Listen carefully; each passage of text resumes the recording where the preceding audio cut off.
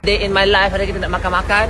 Nak jalan-jalan bawa pekerja saya hampir 500 orang bercuti di Pulau Pangkut. Kali ni saya bawa semua family saya dan juga kaki tangan saya daripada Kota Damansara terus ke Pulau Pangkut. Pengalaman yang sungguh indah buat kami dengan juga tim saya yang bertungkus lumus. Pagi-pagi tu walaupun pergi sana sempat juga buat live. Sebenarnya seronok kali ni sebab staff saya ada, adik saya ada dan ini semua pekerja saya. Satu ferry kita catat ya, khas untuk pekerja saya. Alhamdulillah, tanpa sokongan korang pastinya Bapak tak boleh kongsi rezeki dengan kaki tangan Papa semua ni.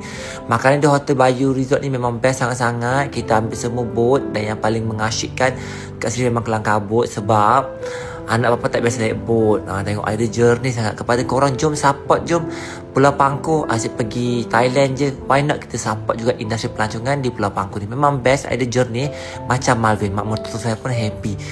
Dan inilah antara kenangan yang terindah untuk kaki tangan saya. Nampak biasa-biasa tapi yang paling penting ukhuwah antara kami, keluarga dan juga kaki tangan. Semoga benda ini memberi kenangan terindah buat kami sekeluarga. Terima kasih kepada penyokong setiap produk kami. Amin amin ya rabbal alamin.